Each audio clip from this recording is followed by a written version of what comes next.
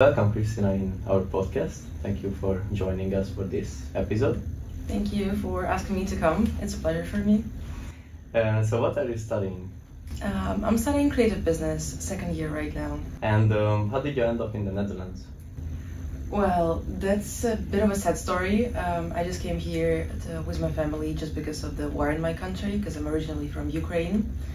And firstly, we just moved out to any other countries and then realized that the Netherlands is just one of the best in regards of education and like living and everything else. So we decided, okay, let's try. So we gave it a try, and now I'm here already almost 3 years. Wow, that's an understandable decision. So, are you living here with your parents or? I'm living in Leeuwarden, but my parents, they live near The Hague. I used to live with them together, but then when I got accepted, I'm sorry, to this university, I just moved on my own to Leeuwarden, and yeah, now we just live separately. About the educational systems, I'm curious. Like in Ukraine, is there like another one, like a theoretical one, or? Yeah, the system is really different in Ukraine, I would say. First of all, we don't have this like levels of HBO and MAVO and whatsoever. And I would say that our universities are only focusing on theoretical part.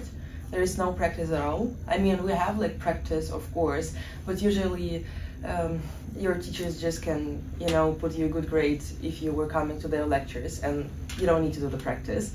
But here, because of our level of HBO, we have a lot of practical stuff going on. It's mostly practical education, and for me, firstly, it was shocking. I couldn't get used to it, to be honest, because, well, what I remember from school, it's just you come to the school, you see the book, you read, you do the tests, and it's repeating all the time again. But right now, it's just like, yeah, you read some stuff if you want, you watch some stuff, and then you're doing again, just to see that, okay, that's gonna work. But would you prefer this over the theoretical one? That's a good question. I'm still doubting it, to be honest, because first year I was frustrated that we don't have almost any theory. We have like just a few lectures which are really useful, and all others are not that much. But right now I feel that this practical approach probably better, because you try the things, like the real things. Yeah, they're not that big, but you still, for example, we were doing like the marketing plan for the real client, and that's the practical thing. So if you want to work like in the creative business industry, you need to know how to do this. Yeah, definitely. And we already worked with it, So I think that's a good approach, to be honest. Sometimes I still, when I hear like a bit more of the theory and a bit like on a deeper level, but we'll see. I have never studied like in the practical way before, but I think that's interesting. But you definitely need to take some time to get used to it. So the course, the creative business, is it a good fit for you for now? What do you think? Actually, I was thinking about this this week, and I would say yes, because I originally planned to go and study acting or directing for films. It didn't happen, unfortunately, so I was like, okay, I'm here in the Netherlands, what can I choose? And I just like randomly found the creative business course, and I was like, okay, that's the creativity and the business part, and I know that my brain can, work like in a business way, so I was like, let's try. It's interesting. I have never heard about this before, and in Ukraine, you don't see any like similar courses, so I was like, yeah, I mean, sounds unusual, let's try it. And the first year, again, I was not really sure if that's my thing or not. But this year, since I entered the entrepreneur track, I like it way more. I feel that we're doing stuff, that we're really, really busy, and that makes me feel, that we're actually like learning and do some serious stuff, and I like it. So yeah, I think the second year definitely better, and I started to feel that this is my thing. I could do something with it in the future, for sure. That's so good to hear. Yeah. What about the free time? Do you have enough free time next to your studies? I know that since you joined the entrepreneurial track, it's kind of let's say, overwhelming, but Yeah. you know, that's a process. So Well, I would say the first year, mostly your free time. Also depends like how you schedule, you know. The second year, since I entered the entrepreneur track, as you said, I almost don't have a free time. Like after the autumn holiday till now, I was like going to university and our office like from 11 in the morning till like 9, 10, sitting there doing like this stuff. Of course, this was not every day, but still, I spent a lot of time there doing like stuff, working on the projects, making contracts, like documents, and so on. So yeah, it takes a lot of time. And about the free time, sometimes you can find it. Sometimes you definitely can find it. So for me, it's better because I feel way more proactive that I don't not procrastinate. You know. in connection with that, we also had a conversation before about your side project next to your studies. So can you elaborate on that? Like, Sure. what are you doing next to the Of studies? course. My little baby. I'm trying to organize the fashion show in Leeuwarden right now, and this is going to be the sustainable fashion show.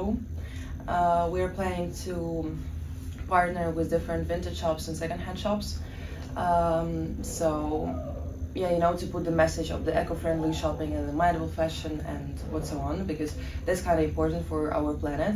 And I think that the students are really proactive in this way, so it's easier with them to connect and really to, you know, scream this message to the world. It's the easiest part to do with the student community. Yeah, so it's going to be the fashion show, and I'm doing it on my own. I mean, I hope that a lot of people gonna join, because I plan to do it like on a really good level, and it takes a lot of time. I can imagine. Yeah, but I highly appreciate that in this country, in this university, I have that much, you know, options and stuff to try on, which I could never try probably in Ukraine. That's the big plus, that you have a lot of opportunities just to start like different simple things, even like the podcasting.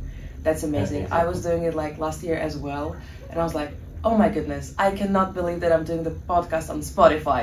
What does it mean? So yeah, the fashion show. I mean, be updated. Keep scrolling. Keep watching. I hope that you know, in March we finally can show something to this world. Okay, that's really nice to hear. So I would say that if you guys are interested, I will put the contact info of Kristina's in the description, so you can contact them. Thank you. Since we are surrounded with this whole international environment, I'm curious if you could make any lasting friendships with international people. Kind of yes and no.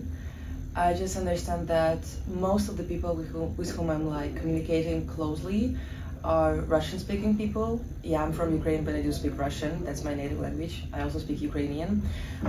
But for us, like for Eastern Europe, the Russian language is like the second English, you know. Everyone knows it, so it's easier for us to connect. Okay. And I would say that I have a lot of friends from Ukraine, Russia, and Estonia, and we're all speaking Russian. And I would say that we're kind of closer than like to other people. First of all, because of the language. Second of all, mentality. Mentality is like completely different. I don't know why, but all these songs, all like the TV shows which you were watching like when we were young, and like all the food and all the stuff, everything, you can like, you know, count every single small detail. And I could say that, yeah, I'm trying to. I mean, I have a lot of people who I know with whom we're like in a good relationship, but I cannot say that we're friends. Also, because for me personally, I can name the person my friend only if I understand that we're really close, and this person can do something for me if it's needed, and also I can do it for him or her, you know. So that's also like my personal approach. But yeah, it's a bit harder for me to make friends with international students, especially with Dutch people. With this, I cannot succeed at all. I tried many times, but no, and no again. Really? Yeah. There are no exceptions. I don't know. I mean, I don't have any friends. I had like from my previous job one girl, who was kind of nice. We like spent some time together, but I feel that they're all really open, you know, with this like small talk culture and whatsoever. But when it comes to a different level, when we actually want to become like friends and like talk on a deeper level, discuss different other topics, which probably are more intimate or like personal, people are usually like, you know, taking a step back. And I don't know why, but that's just my experience with Dutch students. I have a bit different experience. It really depends on the person, I think. Like generalizing the people, maybe. Sure. But because I can agree to a certain extent that they are, let's say, keeping the distance after some time. But that's also like, I would say, Western culture. And I heard that's even in America, people are doing that. Yeah, sure. I mean, Western people, they're cold, period. Yeah. That's what I can say, yeah. But I do think that there are some people who can sure. like, adjust exactly. to the internationals. What's your favorite memory that you gathered here? That's a good question. Generally speaking, it's just like doing some projects. I'm the part of the truck production here with the guys, and we're like working on making like short films, movies, and music videos. And since I really wanted to work in the cinematography field before and I couldn't make it, unfortunately, I feel really happy when like I'm on the stage or like behind the camera doing like some stuff, because I feel that that's what exactly I want to do in my life. So I would say that every time I'm spending like with them on set doing something, it's the best time for me and the happiest time. I mean, usually when we film something, it's outside, raining, cold, everyone is freezing, and most of the people are sick after that. There are a lot of challenges, but I still feel that that's exactly what I want. So I feel really happy. Of course, like there are some obstacles, but you know that's also something that comes with the learning process. Yeah, I would say, and you know, like in that industry, you have to get used to it, kind of. Yeah, for sure. Like, especially like if you're doing films in the Netherlands. Oh, no schedule at all, because it doesn't matter. The weather gonna ruin everything for you. Did you improve your English? I'd say yes, to be honest, because when I came here 3 years ago, I could speak a bit, but I understood that I was learning English for a lot of years, and I basically didn't have any practice. So I had like a lot of words and grammar in my head, but I couldn't just let my mouth speak, you know, openly. But with the time, I think it has been improved a lot, to be honest, and right now I feel way more comfortable and easy. Even right now, I remember myself last year when we just started doing the podcast with my friend Alexandra, and we were like stopping the cameras and we were like reshooting stuff just because we couldn't, you know, like make it first of all on camera, second of all just like talking, you know, consistently on about different things and different topics. So I would say that it really helps me. It really helps me just like talking with different people, reading stuff. The English level is way better than it was like even last year or like last month, I would say. I can relate to this because I was also out of practice. Like back in Hungary, nobody speaks English, at least actively not. Yeah. And here there are opportunities to use it, especially basically everywhere, like at work, at school, even at home. That's true. Everywhere. So it is a really big plus while you are studying abroad, because it also like connects people. Yeah, for sure. I mean, I'm really happy that this country has that many people who are openly normally speak English, and they're okay with that, because as the student who moves from, you know, your native country, it's always harder to get used to like the traditions and the language and whatsoever. But because you can speak normally with almost everyone on the language which you know, it always makes it easier. So the big thumbs to the Netherlands. So, what was the biggest cultural shock that you experienced here? Typical question. Many of them. I'm not gonna name everything, but one which is like, for me, takes like one of the top 5 positions. It's that everything is closing so early here. I cannot. Like, when I finish my university and I'm going back home through the center, I probably can go, you know, like to look for like some, I don't know, sneakers, trainers, or like clothes whatsoever. but usually the shops are like closed around 5 or like 6ish kinda. And I'm like, people, how you're making money? I do not understand. Like in my country, all the shops are like open until 8, 10, and it's normal. Here not. Here not, and I do not understand it. I don't get it. For me, it's like, why? You could just make money on people, you know? But yeah, that was like the really big culture shock for me. I'm also kind of shocked sometimes because, especially there are a lot of internationals who are expecting the shops to be open. Yeah. So maybe if the Dutch people would like adjust to this, they can make a ton of money. Yeah, that's extra. true. That's true. They only have like on Thursday, the day when everything's open until 9. I mean, thank you, but still, why Thursday? That's kind of strange for me. But yeah, I don't understand, like, because usually people finish their work like around 5ish, and that's the time when they could possibly go to, you know, do some shopping. Yeah, they're tired after work, but it's still a chance that people can spend their free time in your shop. Yeah, maybe in a couple of years, maybe it's gonna change. We will see. Yeah, we will see. And also, I'm not pretty sure about the actual, like, you know, let's say regulations, because maybe they can't do that or something by law. I'm not pretty sure about it. What is the biggest benefit that you can name by studying abroad? That's the opportunities, for sure. I would say that if you want to do something, you will find 101 ways just how to do that. And people are really open to help you. Also, if you're a student and you need something, people are always willing to help you. I don't know how it works and why it works, but it actually works. So that's what I like, the opportunities and just the attitude from people to the students. That's for me like two biggest things, which also really motivates me to do stuff, you know, when sometimes your way is just a bit easier because people help you and they show you not exactly how to do that, but like, you know, how to find the way or like the guide or like some tips or hints whatsoever to do that motivates me to go on. So that would be the answer. Moving on to the Christmas special questions, because I'm curious about that. What about the Ukrainian traditions? Like, is there anything which is like during the festive seasons which might interest other European people? I'd say, first of all, our Christmas is not on the 25th of December. It's from the 6th till 7th of January, so the night. We usually, that's the really old tradition. Some people still do it, but not that many.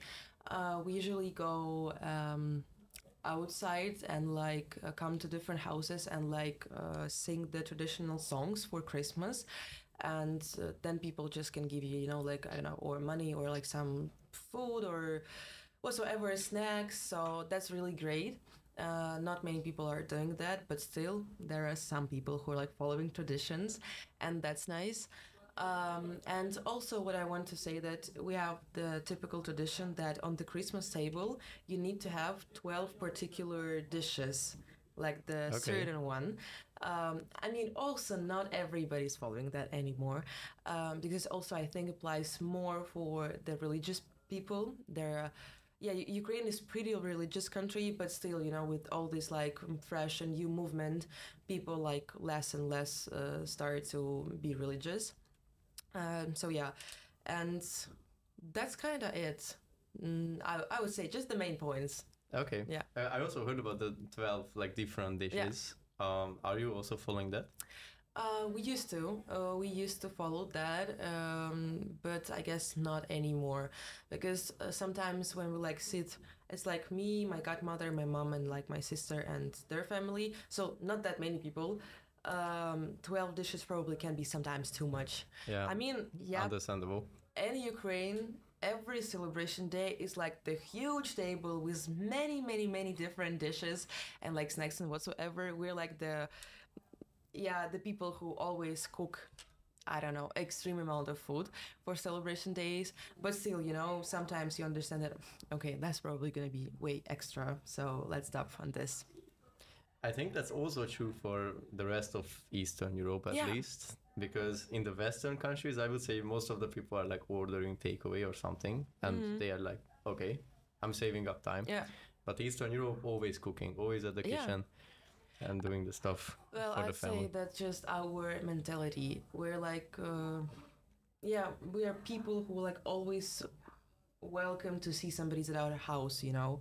So that's just the point of, and also for us, at least in my opinion, like in our country, it seems that if you feed a person, like you care, you always care. It doesn't matter if it's like your mom, grandma, your boyfriend, your husband, whatsoever. It's always about caring, you know. So I like it. I kind of really like it. In Eastern Europe, the hospitality is really high. That's the word which I was looking for in my head. Yeah. Of course, like in the Western countries, also like hospitality is important, but like I would say that, you know, they are not really putting that much effort into that's just the a cooking different part level. or something. But I can agree on that. And what is your favorite dish? I'm curious, like during the festive season, like something that might surprise people. I'm curious. Oh no, people are not gonna watch it. Okay, so we have one thing. It calls холодец. So basically, you take a big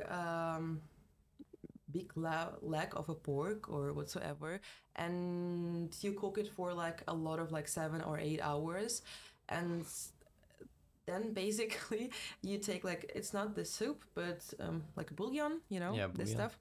And you put the meat, you put like the carrots and like, that's it, I guess. And you put after that, after you were cooking like this leg, the bouillon with a lot of fat. And then you put it to the fridge, sorry. And it starts to be like just a gelée, you know? Oh yeah. Oh my goodness, I love it. I love it. If you eat it like with the mustard, oh my goodness, that's. And you are eating it with mustard. Yeah. Wow. People hate it. A lot of people in our country hate it. So it's like only basically two camps: people who like it and people who hate it. There is no like, you know, in between. And I love it. I can just even eat it like after the celebration days, just like for breakfast. And that's amazing. That's what I really, really like. And that's what we are especially cooking like for Christmas and the New Year. We also have it, but especially during the New Year. And we call it kočonja. I heard, even maybe I Googled it for some reasons, but I'm not sure. So you're gonna show me after that. Yeah, I will. But the thing is that we are not eating it with mustard. Okay, personally, I'm only eating it like raw. Like, you know, I'm not really putting anything on top. But there are some people who are like putting paprika powder and vinegar on it. Okay, I know. well. Okay, maybe that's like also something that, you know, differs in each household. I'm not really sure about that. But there is one thing for sure, that I'm always eating it without any seasonings, or maybe a little bit of pepper, but that's it. Okay. But yeah, we also have like a really traditional thing, especially where I came from. I came from the south. We are always making fish soup, but that's a main dish. That's not really a soup. Like, we are, how to describe it? Like, we are crushing the meat. It's a bit more dense dish, so it's not really that liquidy. But I love it. And without pasta. Don't put pasta in it. Because there are some regions where they are putting pasta in it. But yeah. So, I would say that once you should try that. Yeah, I will definitely. I really want to visit Hungary, to be honest. I was there only once in Budapest, like for one day or like one evening. And that was amazing. That was really amazing. And I really want to go back, like, for a few days just to see, to travel and try the normal traditional food, because I like the traditional food from different countries. That's amazing. I'm fed up of like fast food, you know, like burgers and what so on. It's not that interesting. I mean, Meccas you can find everywhere. So just go and find like a really nice like traditional pub or like, you know, household cafe whatsoever, and enjoy the real stuff. Yeah, I couldn't agree more, because you can also like experience a lot of things if you are trying out the gastronomy, the local one. It's so good. That's true. So I couldn't agree more. That tells a lot of things about the culture as well. Like I love it. But why did you end up in Budapest for only one day? I mean, that was the time when we were like traveling to the Netherlands with my family from Ukraine, and okay. we just like stopped there by because we were tired. And yeah, Budapest is an amazing city, so we decided to sleep there and also spend one more day just to see the city. And that was definitely the best choice we made. What about the internship or exchange grand tour? Are you planning to go somewhere next year? Yep. So in our program, this third year, you need to choose between the exchange and grand tour. The difference is that the grand tour, it's basically Standard University. You just go to a different country and there study the same like approach as at Standard. And the exchange, you just go to like a different partner university in different country.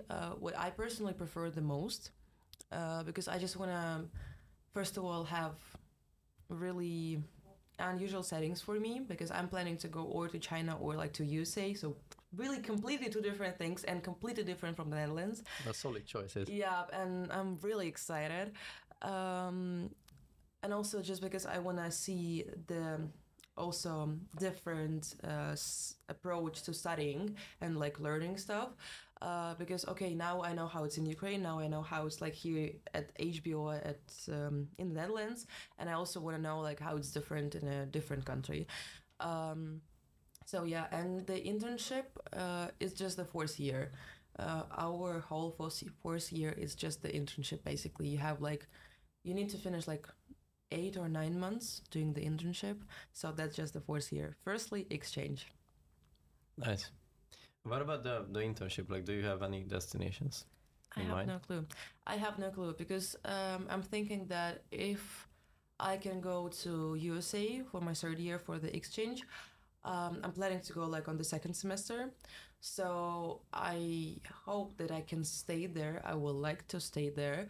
Then find some internship like in the video production or like cinematography field for my fourth year, and just study it and work in USA probably. That's like one of the ideas. Of course, not the last one, not the final one, but just one of the options how I see my future. Yeah. Nice. Great. What would you suggest for students who wish to study abroad? Well, first of all, definitely learn the language, like the English, for sure. Now I see a lot of people who are like having C1, C2, and they're like brilliant in English. And I'm like, oh, I cannot say this, I forget this word and whatsoever. So this just gives you really a lot of freedom and space to think, try to, explain yourself better and whatsoever. That really helps. Just also trying to find people around you when you're coming. That's really important. Because I would say that firstly, when you come like first 3 weeks or like even maybe 3 months, it's just like the honeymoon period. You're like excited, yeah, the new country, new people, new university. But then after this moment, you just fall like in some kind of a gap when you start to feel depressed because your friends are really far away, your family, and it's hard to really accept the new traditions and the new country. So I would say try to find people around, so this period you can just come over a bit easier. Yeah, that's really important to like surround yourself with people to mend your homesickness, because I did the same. Like I came here with my best friend, and that helped a lot. Oh yeah, that helped a lot. But especially since like we have our communities here as well, as you mentioned. Like that's true. There are many communities like from each country, so that's really great. People can connect easily, and you have many different events here. I don't know, regarding like some films, sports, or like I don't know, movies whatsoever. So yeah, the most important just like to step out from your house and like do some stuff. That's true. Thank you, Kristina. You shared us a lot of valuable insights of your life and about the whole like student experience and your journey here. And it's amazing, and I do think that it's gonna be inspiring for the viewers. If you really want to check out Kristina's project, please check the description and reach out to her. because I do think that it's an amazing project, and I'm really sure that it's gonna be successful, and I wish you a good luck. Oh, thank you so much. Thanks. I hope. I'm gonna keep you updated for sure. Yeah, I'm really excited. I don't want to talk a lot. I just want to do things, you know, to then see that it was not just for nothing. That's a good attitude. Thank you. Thank you. Thank you for asking me to come. That was a real pleasure, and I had a fun time here. And I wish Merry Christmas for all our viewers. Yeah. Merry Christmas and a Happy New Year, I guess. Exactly, and Happy New Year. So thank you, Kristina. Thank you.